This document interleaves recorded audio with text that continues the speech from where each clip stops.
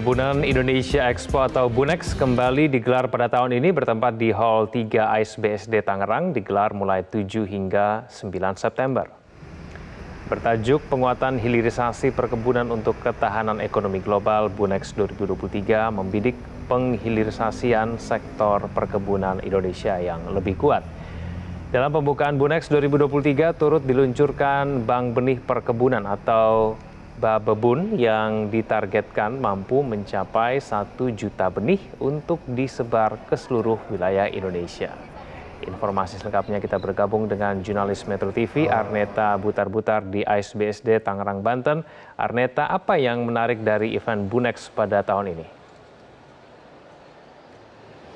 Ya, Egan dan juga pemirsa, tahun ini Perkebunan Indonesia Expo kembali digelar di Hall 3 AIS BSD dari tanggal 7 hingga 9 September mendatang. Tadi sempat dibuka oleh Menteri Pertanian Indonesia Syahrul Yassin Limpo.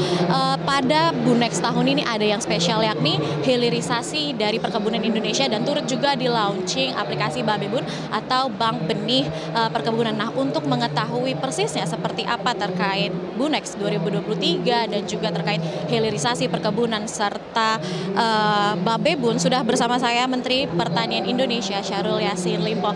Selamat siang Bapak, apa kabar? Sehat selalu Pak? Ya, selamat siang. Ya, sehat, alhamdulillah. Pak, BUNEX kembali digelar tahun ini Pak. Kira-kira apa yang menjadi pembeda antara BUNEX tahun ini dan tahun sebelumnya Pak? Ya, BUNEX ini kepanjangan dari Perkebunan Expo yang kedua, dan ini mempertemukan 3 unsur.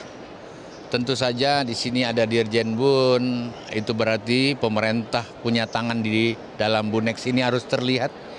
Yang kedua adalah private sector. Ya, para pengusaha-pengusaha dari perkebunan yang harus secara emosional harus terlibat dalam BUNEX ini. Yang ketiga, perwakilan-perwakilan petani perkebun kita. Jadi 3 unsur ini berkonsolidasi, dan pada saat ini BUNEX ini konsolidasi nasionalisme dan idealisme harus terjadi. Seperti apa kita menghadapi kepentingan perkebunan, kemampuan perkebunan untuk menyelamatkan, menyangga, dan menghidupkan bangsa yang makin baik dan kokoh. Itu satu. Yang kedua, di BUNEX kedua ini karena semua unsur terwakili dan berbagai hal harus dibicarakan. Konsepsi yang seperti apa yang mempertajam konsepsi kita ke depan. Konsepsinya seperti apa? Berarti ada konsolidasi program. Misalnya peremajaan sawit harus seperti apa? Ngambil bibit sawit itu di mana? Bagaimana bisa menjamin bibit itu bibit yang bukan bibit mandul misalnya ya. Saya pakai kata-kata itu aja, bukan kata teknis. Nah, itu harus dibicarakan di forum ini. Yang ketiga adalah ya evaluasi. Yang mana yang salah, yang mana yang kurang, harus kita benahi kan. Pastilah dalam 1 tahun ada yang tentu berat, ada yang ringan, ada salah penempatan dan lain-lain. Itu belajangnya di BUNEX kedua ini. Jadi BUNEX ini bukan sekedar rame-rame saja.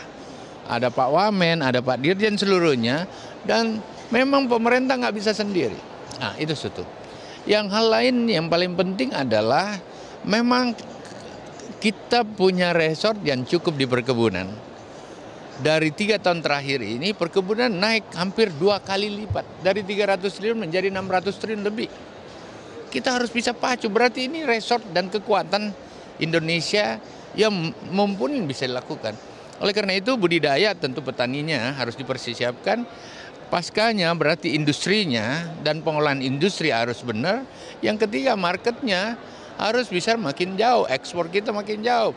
Kepentingan nasional, minyak goreng dan lain-lain harus lebih siap. Kira-kira gitu. Berkaitan dengan ekspor dan evaluasi dari Babebun tahun lalu, kita berhasil mengekspor 100 triliun. Kalau tahun ini di BUNEX Expo ini targetnya berapa Pak untuk ekspornya? Tentu itu terlalu teknis untuk saya ya, tapi selalu saja harus simbolnya itu harus lebih maju, berarti harus lebih meningkat, harus lebih memandirikan bangsa. Yang ketiga harus lebih modern dari pengelolaannya.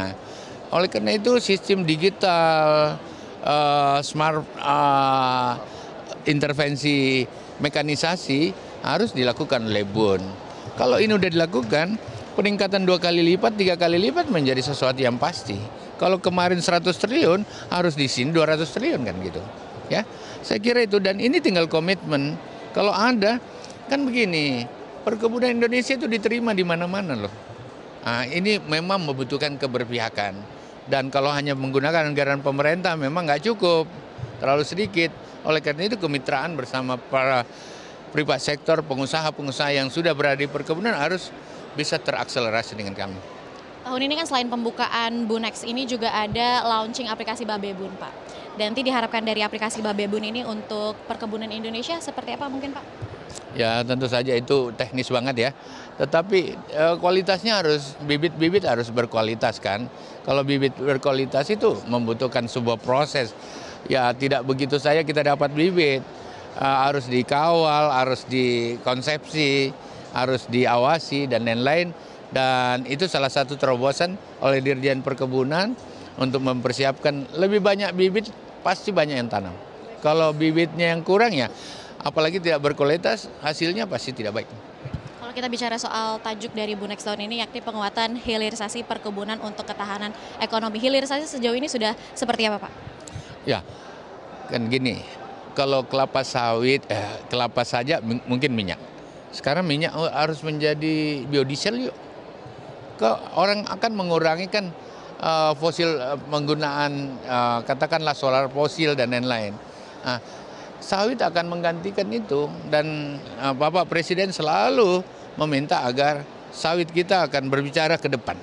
Jadi selain baterai untuk pencemaran lingkungan bisa kita kurangi dan lain-lain sebagainya, salah satu adalah diesel atau biodiesel yang berasal dari perkebunan khususnya sawit kita.